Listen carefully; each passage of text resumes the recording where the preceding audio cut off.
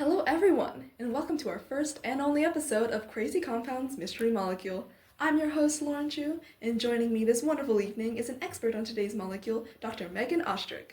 Now, since this is your area of expertise, why don't you introduce the molecule we'll be focusing on today? Of course! Today we will be focusing on a polysaccharide molecule that forms long fibers and is a major component of plant cell walls. If you guessed cellulose, then you're correct! Yep, today's focus is the amazing molecule cellulose. Cellulose is made out of 6 carbons, 10 hydrogens, and 5 oxygen atoms, and is mainly found in raw cotton. Now, just for some context, could you tell us how cellulose was discovered? Sure! In 1838, French chemist Anselme Paine noticed a fibrous residue after treating many plants with acid and ammonia. This residue was later called cellulose. Ooh, very interesting! I agree. Now, would you like to hear a fun story about cellulose? Oh, please!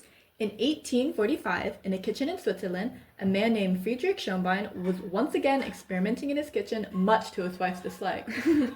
He was mixing sulfuric acid and nitric acid together when he accidentally spilled the mixture and then tried to clean it up with his wife's cotton apron. When he laid the apron near the stove to dry, it exploded. Oh no! Yeah. He had just made something called gun cotton. Schonbein tried to make a business out of his discovery, however the gun cotton was unstable and they were unable to stabilize it at the time, so he unfortunately went out of business. But in the late 1860s, proper methods were discovered to stabilize it. Wow, what a crazy story!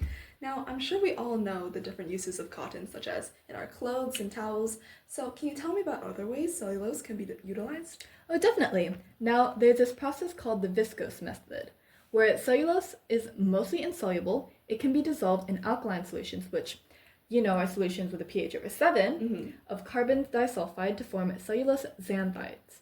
This compound is a type of viscous colloidal dispersion and was then given the trade name viscose.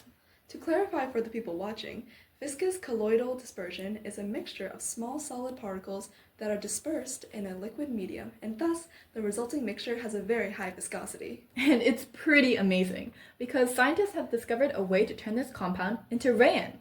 When forced through tiny holes to form a filament and treat it with acid, it's regenerated into fine threads and woven to create the soft and breathable fabric that we all know, love, and use so widely. Hey, isn't rayon that super light fabric that people like to use for clothes, curtains, and bedsheets? Yes, rayon is commonly used in home textiles as well as industrial, medical, and craft applications.